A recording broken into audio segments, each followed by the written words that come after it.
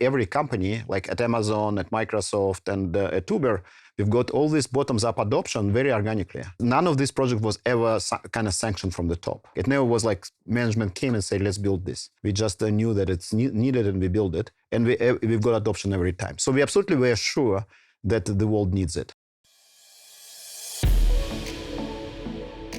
Welcome everybody to Founded and Funded from Madrona Ventures. I'm Soma and I'm a managing director here at Madrona. Today I have the pleasure of having the two Temporal co-founders, Samar Abbas and Maxim Fateev, join me for the conversation here. Temporal was founded back in 2019 based on an open source microservices orchestration engine project that was starting to see a bunch of traction and sort of goodness in the community.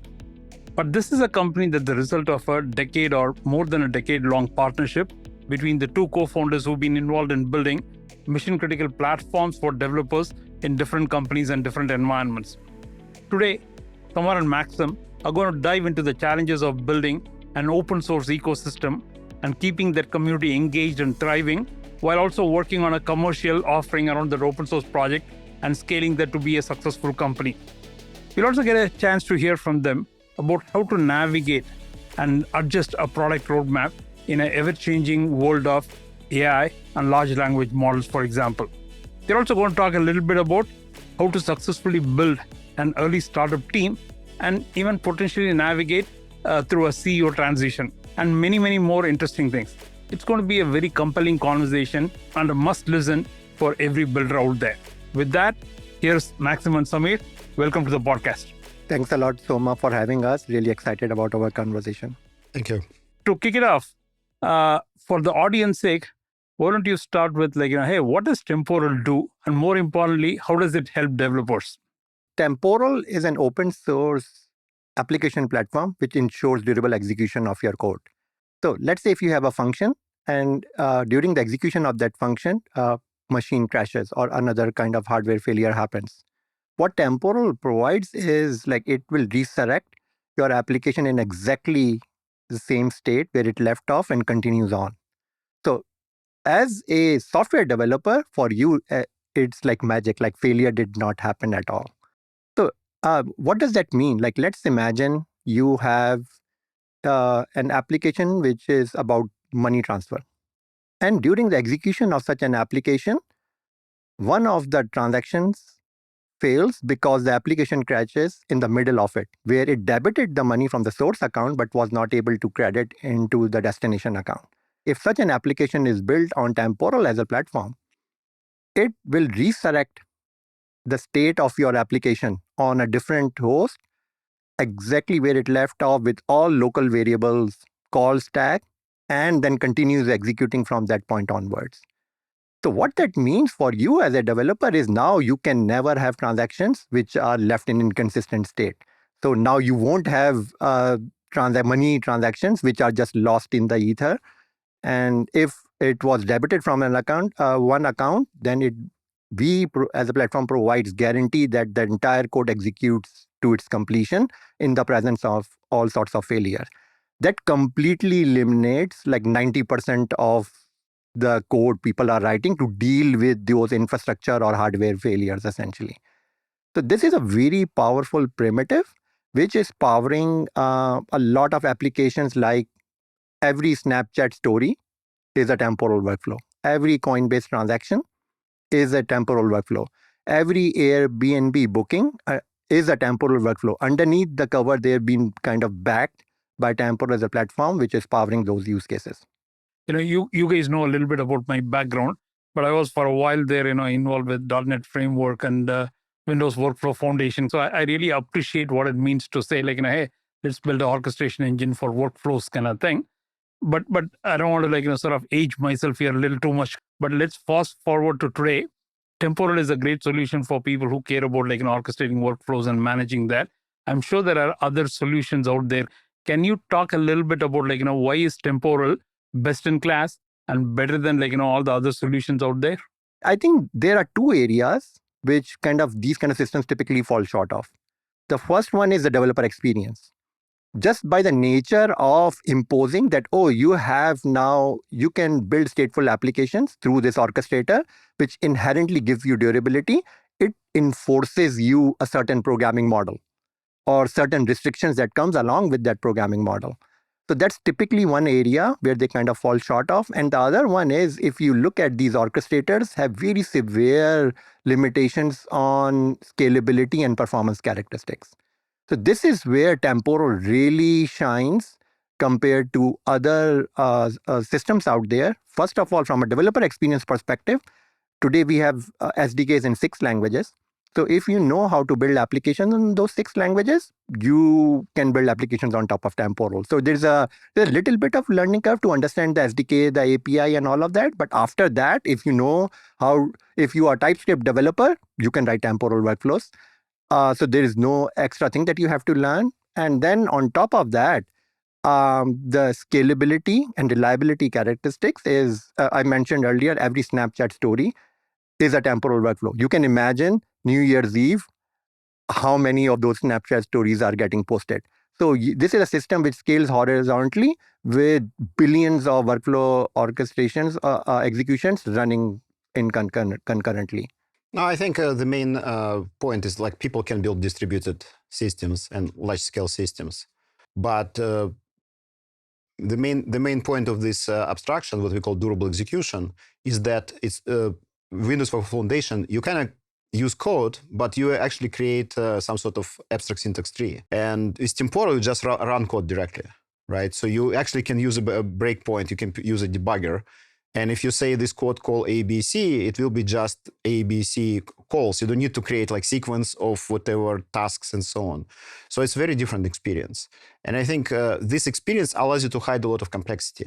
So the whole idea of Temporal is that this high-level abstraction allows to hide all the complexity of distributed systems underneath. So it's highly scalable system, fully asynchronous. So it's event-driven architecture underneath without all the negatives of an event-driven architecture. I'm actually glad that you mentioned TypeScript.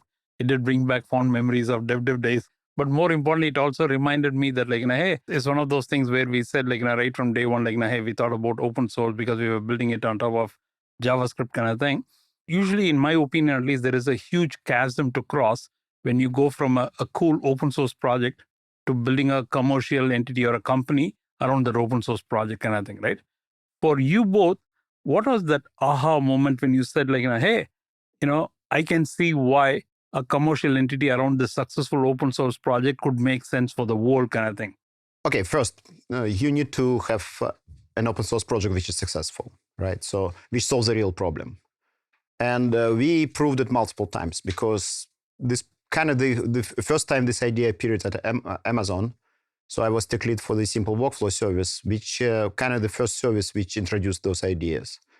We didn't nail the developer experience. That's why this service is still not very popular. But I think at least we learned a lot.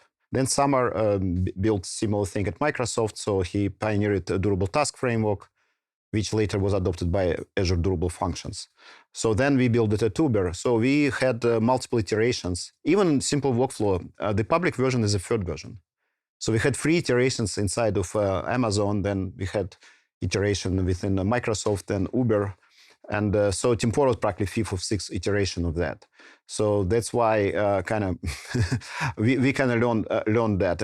And when we built it at Uber, I think 3 things happened. First is that because we iterated a lot, we finally nailed the developer experience.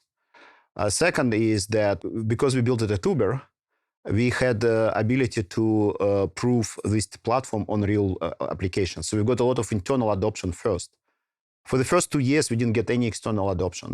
Nobody cared about the project. But we were building it in the open. We were building from the scratch on GitHub in the open. But we grew in 3 years over 100 use cases within Uber. And third part was actually people knew us from Amazon. And so when the first open source users came, for example, HashiCorp, they practically developer experience, high scale production use, right? And practically knowing us personally helped us kind of to propel that and start to get adoption within pretty significant companies pretty fast. Also, one thing I didn't mention is that every company, like at Amazon, at Microsoft, and at Uber, we've got all this bottoms-up adoption very organically. None of this project was ever kind of sanctioned from the top. Even at Amazon, it was kind of bottoms-up project at AWS. Samar did it also kind of bottoms-up. At Uber was the same thing. It never was like management came and said, let's build this. We just knew that it's needed and we build it. And we've got adoption every time. So we absolutely were sure that the world needs it.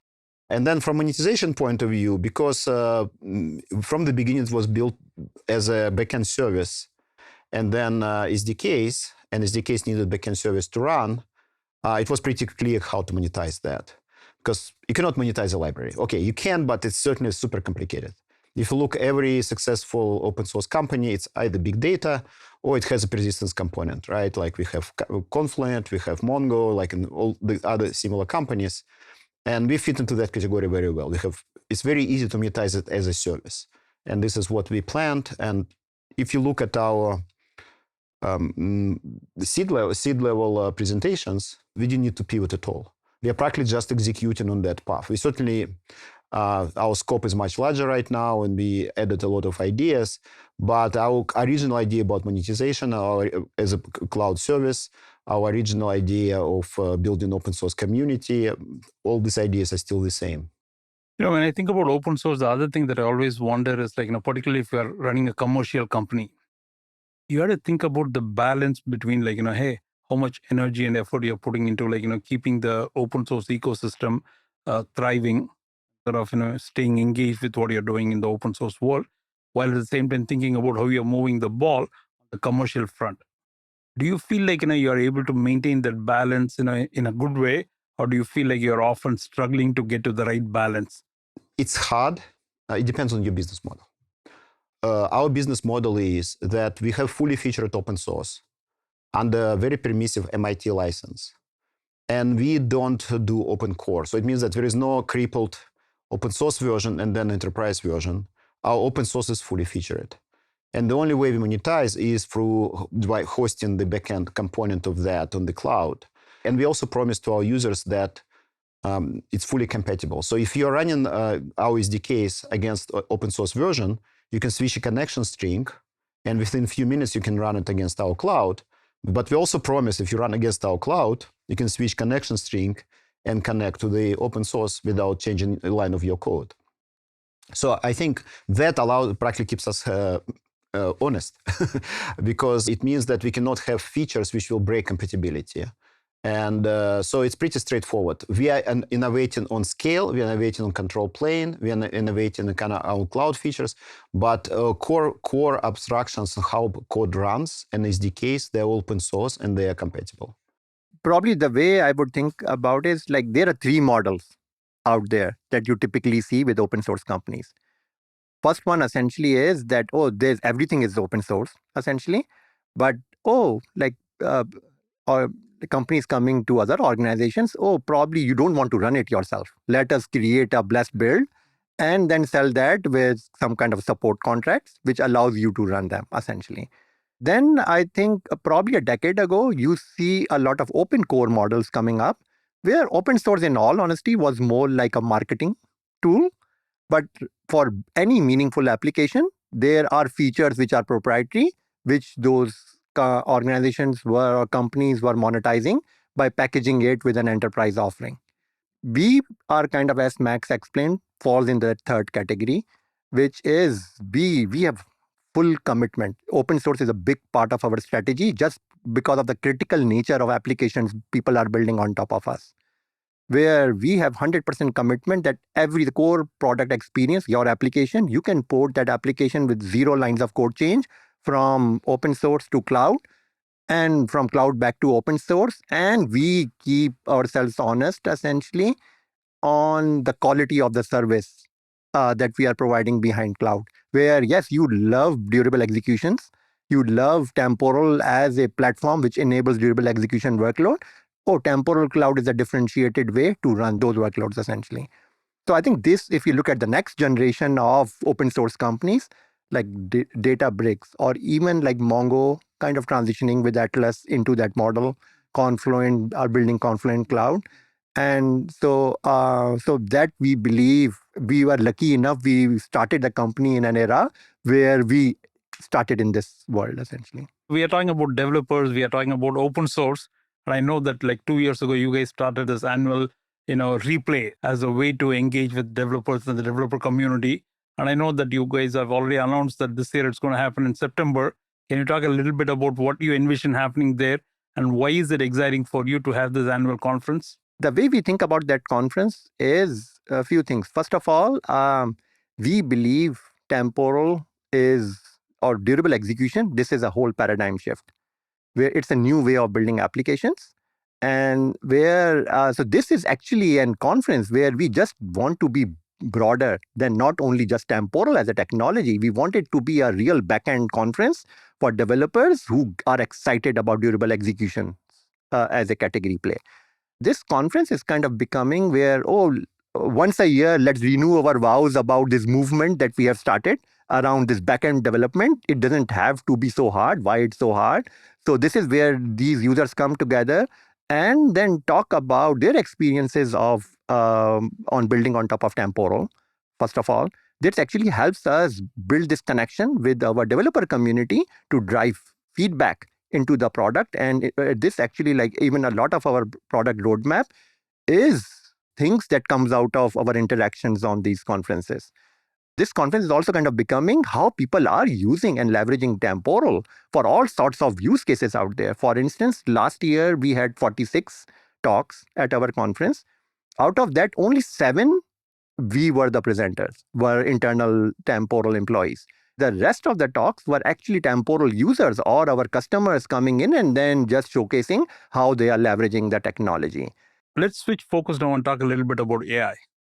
When you guys started in 2019, it almost feels like, hey, it was a pre-AI world, right? The world hadn't heard about LLMs to the extent they know about it today. It was mostly like microservices and cloud-based services and distributed services. Those were the things that people are talking about in 2019. Fast forward to today, you can't have a conversation without talking about AI, generative AI, LLMs, and like a whole bunch of other things, right? The rate of innovation is pretty fast here. How has that changed your view in terms of how your roadmap is evolving, what your product is going to be capable of doing, and what are you frankly doing with AI? So it's interesting. We do use AI on kind of surrounding area. For example, in our education, we have AI bot in our Slack channel and in our website.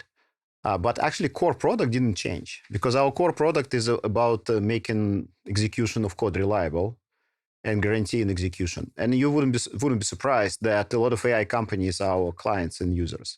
We have over 100, I think, companies with .ai domain, for example, in our customer base. Obviously, not all of them are doing LLMs, but I think pretty significant chunk of them. They use us for a few things. One is just the whole infrastructure, because Temporal is the best tool to create practically any control plane. If you do deployments, Temporal is practically good. Or you're practically creating your own cloud service. Like, for example, HashiCorp Cloud is built around that. And then if you're doing any data pipelines, any machine learning, any big data, so control plane for that is a very, very common use case. And machine learning and AI training, all of those are very, very popular. And then when you use those models, if you are not just doing chat interaction, but you're actually using for something more serious, like, for example, you're generating text from video, right? And then you're analyzing that. And then you need to there are multiple steps. And some of these steps should be parallelized. Some of those steps should execute on specific machines because Temporal allows routing to specific machines and so on. So that is very, very common use cases. Another exciting one, which comes more and more, is agents. First, agents were pretty primitive. You just ask something, it use a couple tools synchronously, returns result. But new generation of agents actually performing actions in the real world. And these actions can fail, and these actions can be long running. And sometimes these actions need to wait for humans to come back. And when you start making this think about that as it's practically transaction orchestration. And it's a very common use case, practically when you need to make those models run reliably at scale on enterprise settings. So Temporal is used a lot for those type of use cases. So in a world of what people call as agentic workflows, Temporal is a must-have. Absolutely. Yeah. We have couple, I've seen some very interesting examples about whole platforms built around that. So the analogy I would give is back at Uber, when both me and Max joined the company, Uber was going through this interesting phase. Of course, they had a monolith, and then they start teasing it apart into microservices. But somehow they ended up in a place where they had more microservices than engineers in the company. So what we saw there is this durable execution systems kind of becomes the glue to build, tie these microservices together in a fault tolerant and resilient and scalable fashion. Sometimes people used to describe us as asynchronous service mesh. And then if you think about, do the same, look at what's happening with this whole AI ecosystem out there is, at least what I see is like a lot of these big foundational models are kind of hitting their limits. And now there is a lot more focus on like these much more targeted specialized models, which are really good at doing things. And then this is why this whole agent ecosystem is starting to emerge around, which means that building real world applications, which eventually will be tying these agents and having a mechanism where these agents can have communication with each other in a fault tolerant, reliable fashion. So you need that same service mesh to kind of enable that. So we believe this is where Temporal is very differentiated, even in the world of AI, when these agents, a lot of those applications will be these agents talking to each other. So should I think about Temporal as a all-in AI company today? Every company is all in AI in today's world. But I think it's more like a tool for all AI companies. Particularly if we believe in a world of agents and agentic workflows, and that's what is going to be like, how the world evolves kind of thing. You guys are right at the sort of center of that. Yeah. So at least here's how I see the AI ecosystem. Kind of three categories, right? One is companies which is building these large foundational models, which is OpenAIs of the world. Then you have a bunch of companies which is kind of building tooling, which is like who is enabling, if you want to train your models and all of that, and then which is kind of providing you the basics for people who are kind of building those things. And the last one category is people who are building these verticals, like really SaaS solutions, which is really powered by AI to do some really meaningful thing and add value to the user. I would categorize us in the second category, is like we kind of like the picks and shovels. Yeah, what we call picks and shovels. Yeah, I was just thinking that. Yeah, no, that's great. Yeah. I want to switch a little bit about you two guys now. You've known each other for 10, 15 years now, have worked together in multiple environments, right? Now, whether it's Amazon or Uber, before you decided to start Temporal. I'm sure, along the way, you guys thought about, hey, do I want to start this with Maxim or do I want to start with Samar kind of thing? And you guys decided to do that. And you guys have been at it now for 5+ years. What advice would you have for a new entrepreneur who's thinking about hey, how do I decide who my co-founder or who my co-founder should be? Any sort of words of wisdom? I don't know what advice I would have for other people, but I can I at least, because one of the things that we've been really privileged, essentially, both of us we know each other for almost 15 years now. I think over this long period of time, we have built a lot of respect and appreciation for each other's skill set. Both of us brings very different things on the table. At the same time, both of us have very strong opinions and luckily loosely held. So I think those are the kind of things which has kind of helped us develop that relationship over the last 15 years.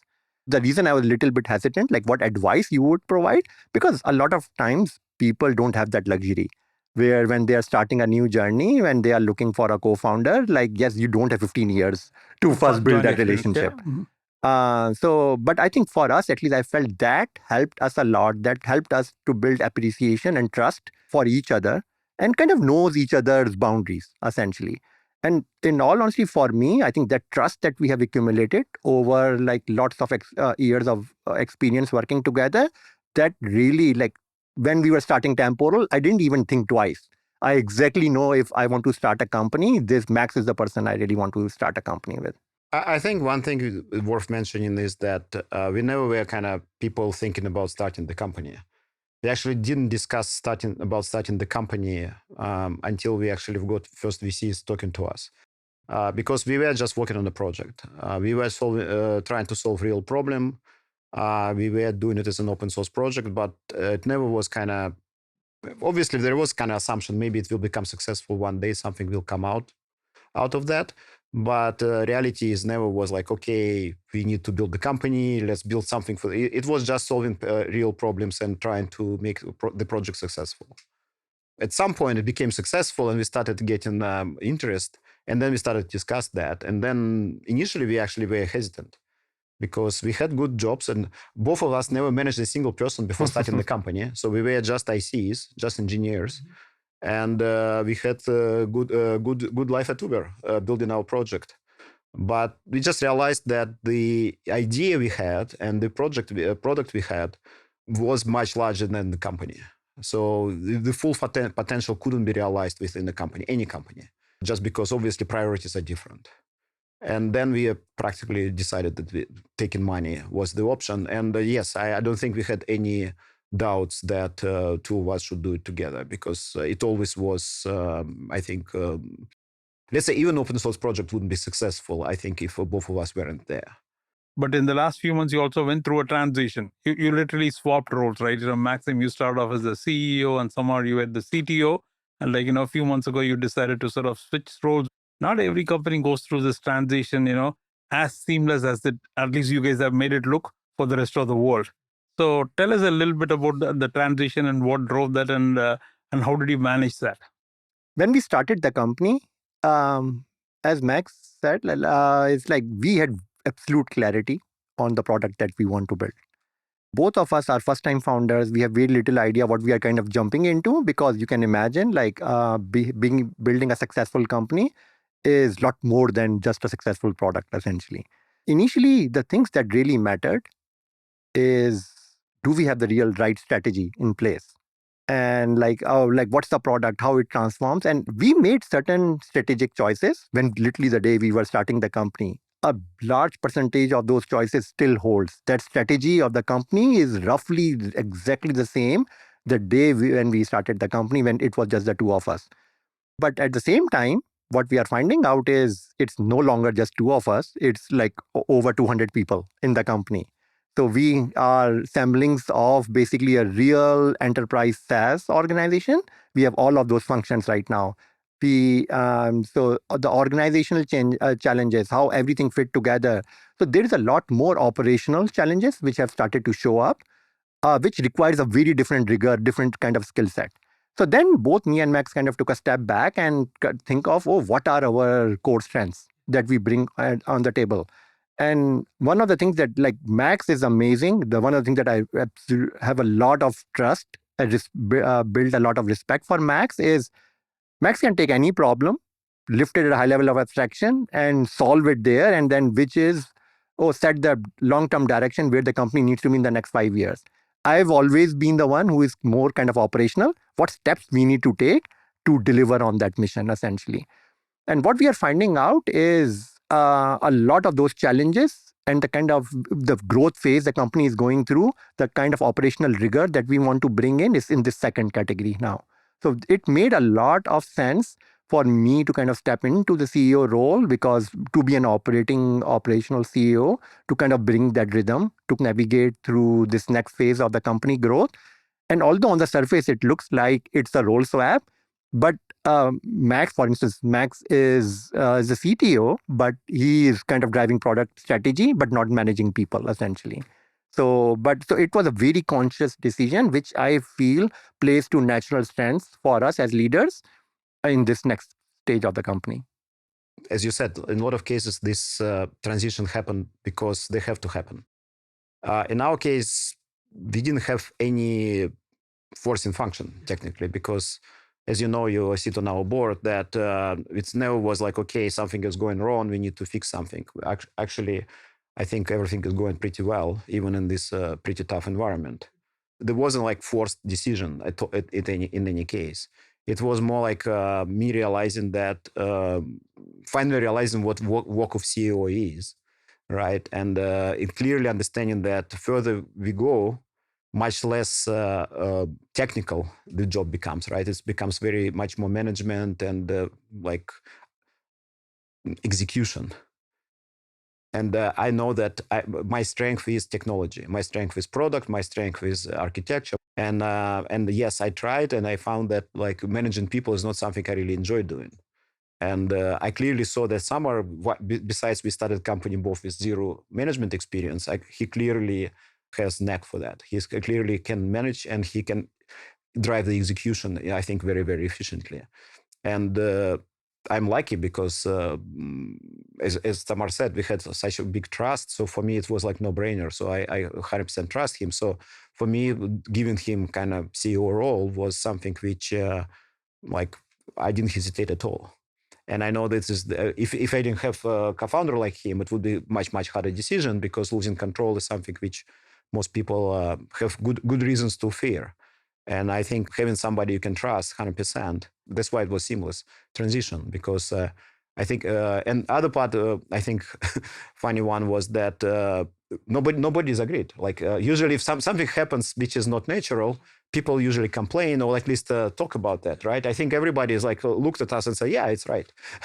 And we just keep doing what we're doing. I should tell you, hearing from both of you about this, hats off to you both for both orchestrating and doing this change and doing it at a time when there's, like Max just said, like, there's no forcing function, right?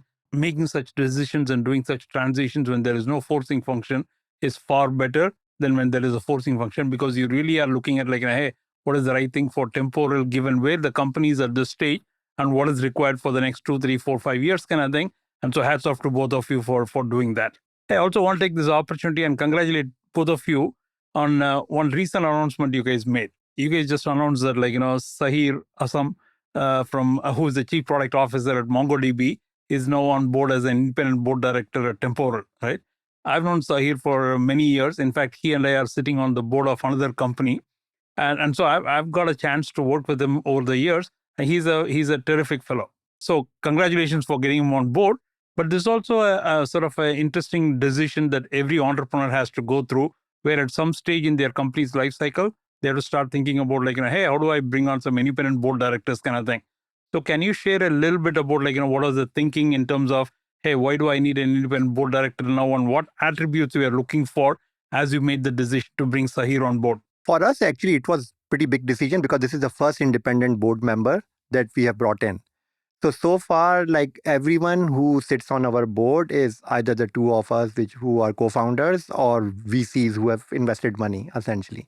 Few months ago, when we start looking back, is especially when I'm stepping into this new role, I'm first-time CEO, and what kind of support structure I want to build around me to kind of help me have the right support for me to navigate the company through the next level of challenges.